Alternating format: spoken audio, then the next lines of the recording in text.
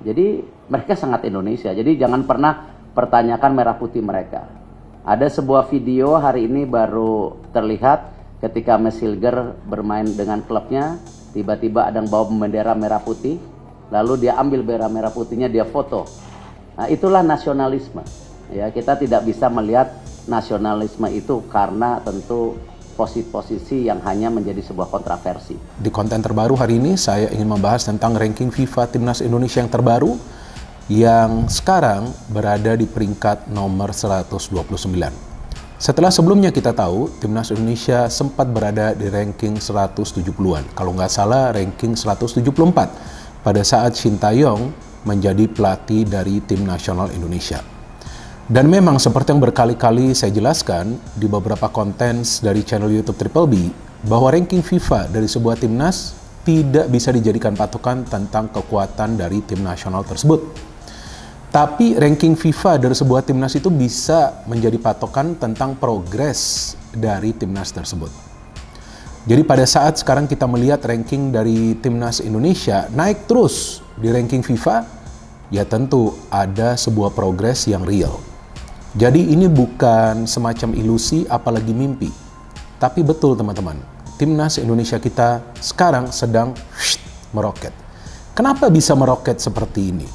Walaupun memang kita tahu permainan belum sempurna. Tapi kenapa bisa meroket seperti ini?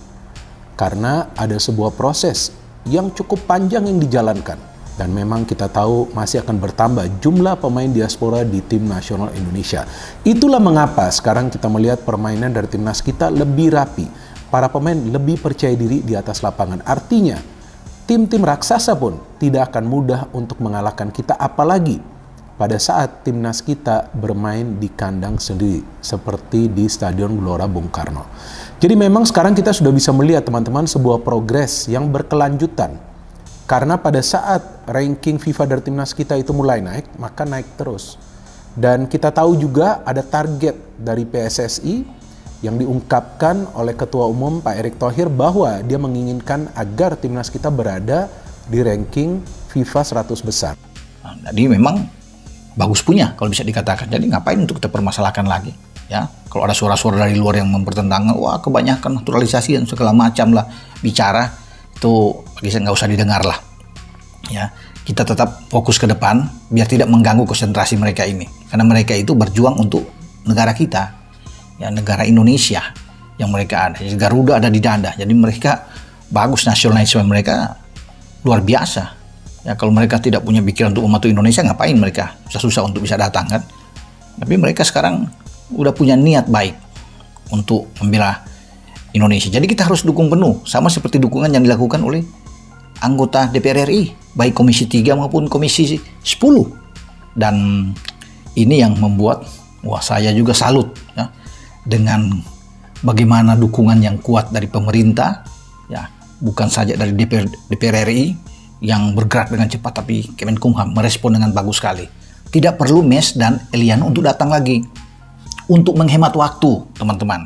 Jadi mereka datang lagi, mereka sedang fokus konsentrasi di klub masing-masing. Karena kita tahu Mes dengan FC20-nya, kemudian Eliano dengan PEC Zwolle-nya sedang berkompetisi di sana. Jadi biar mereka tidak capek bolak-balik, karena penerbangan kan cukup jauh ya, 16 jam ya terbang.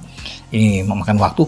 Tapi pihak Kemenkumham ini yang terbang, itu saya bilang tadi kan di awal, menjemput bola.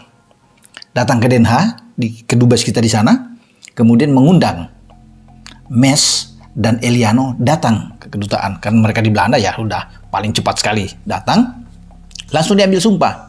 Jadi sebenarnya bukan cuma orang keturunan aja kayak yang boleh jadi warga negara Indonesia. Dia nggak punya darah Indonesia, tapi kalau dia sudah 5 tahun berturut-turut atau 10 tahun tidak berturut-turut tinggal di Indonesia dan dia secara sukarela mau jadi warga negara Indonesia, memenuhi syarat, ya bisa jadi warga negara Indonesia. Seperti kayak Christian Gonzalez atau apa namanya misalnya Greg Nokolo dan lain-lainnya. Nah, yang jadi permasalahan ini mungkin paspor 2 itu loh. Nah, ini kan yang terjadi di antara rentang itu kan, kemudian ada juga pemain-pemain berdarah keturunan juga kan yang kemudian dinaturalisasi seperti misalnya Johnny van Boekering, Tony Kusel, Ruben Warbanaran, kemudian Sergio Van Dijk, Rafael Maitimo, ya kan. Nah, setelah purna tugas kan mereka kemudian balik menjadi warga negara Belanda lagi gitu kan. Tapi sebenarnya ini hal yang nggak bisa dilarang juga sebenarnya. Nah, tapi kan kita mungkin masyarakat sebagai ini, lu jangan gitu dong, giran kerja lu di sini, giran kemudian sudah tidak bekerja, ya kan? Lu balik lagi ke warga negara sana. Kenapa? Mungkin juga mereka memilih warga negara sana lagi karena mungkin ada jaminan hari tua, jaminan apa gitu. Kayak di sini BPJS dan sebagainya lah gitu kan. Di sana mungkin lebih menjanjikan dibanding di Indonesia. Mungkin ini yang Pak siapa namanya Pak Peter itu Gonta mengkoreksi ya, jangan ada lagi seperti itu mungkin ya. Jadi sebenarnya berbeda juga sebenarnya dengan eranya Pak Erik sekarang gitu. Sebelum lebih lanjut, jangan lupa tekan tombol jempolnya sebagai tanda bahwa kalian cinta Timnas Indonesia.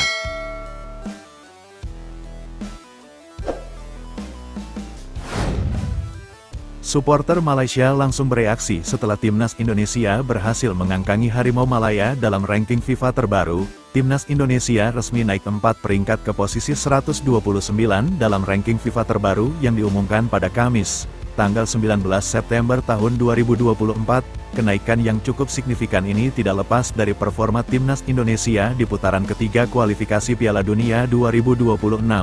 Skuad Garuda mampu menahan imbang Arab Saudi 1-1 pada laga yang berlangsung di Stadion King Abdullah Sports City, tanggal 6 September, berselang 5 hari.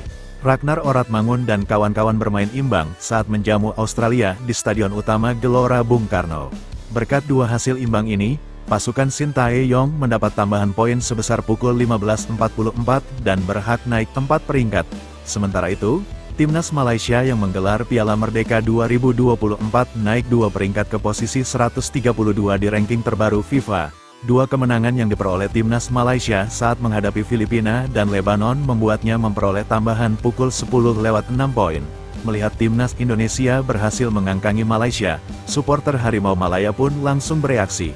Bahkan, mereka meminta Federasi Sepak Bola Malaysia, FAM, untuk mengikuti cara PSSI dalam membangun tim nasionalnya. Mereka meminta agar FAM mencari pemain-pemain keturunan berkualitas untuk dinaturalisasi agar timnas Malaysia semakin kuat. Cara tersebut sama seperti yang dilakukan PSSI belakangan ini, dengan memanggil pemain diaspora untuk memperkuat timnas Indonesia.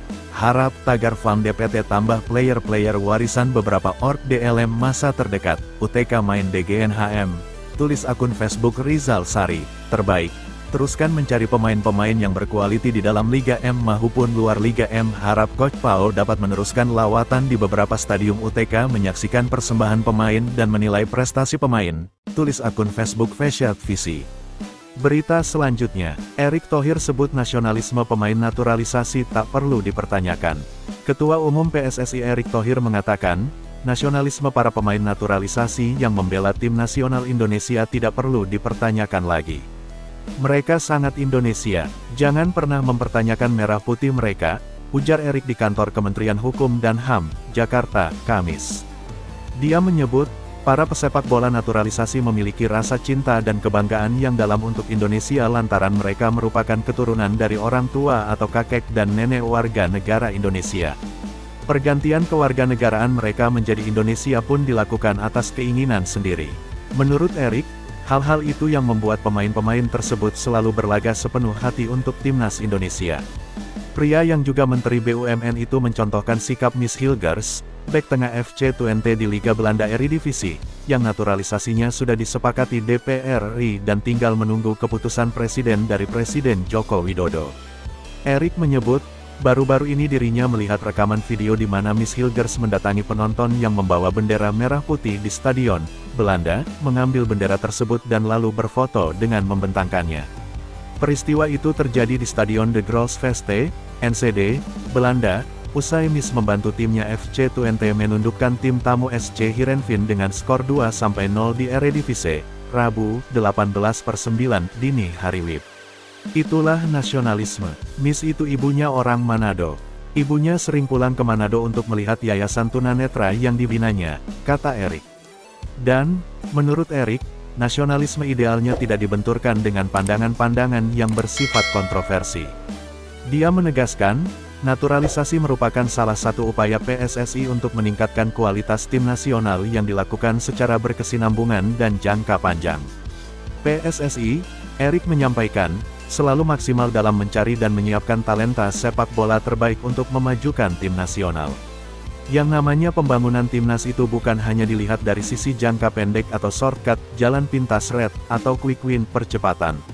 Semua harus berkesinambungan, tutur dia.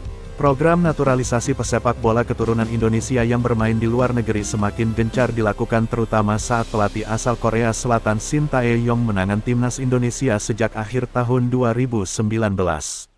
Sepanjang periode Shin di skuad berjuluk Garuda, sudah ada 14 pemain yang dinaturalisasi untuk memperkuat tim nasional yaitu Jordi Amat, Mark Klok, Sain Patinama, Sandy Walsh, Rafael Struijk, Ivar Jenner, Nathan Chuaon, Justin Hubner, Ragnar Oratmangun, Tom Haye, Jens Raven, Jay Izes, Kelvin Verdong dan Maarten Paes. Terkini, ada 2 pemain lain yang tengah dalam naturalisasinya tengah berlangsung yakni Elianor Reijenders dan Miss Hilgers. Naturalisasi mereka sudah disepakati oleh DPR RI pada Kamis dan tinggal menunggu terbitnya keputusan Presiden, Kepres dari Presiden Joko Widodo yang akan dilanjutkan dengan pengucapan sumpah setia sebagai warga negara Indonesia.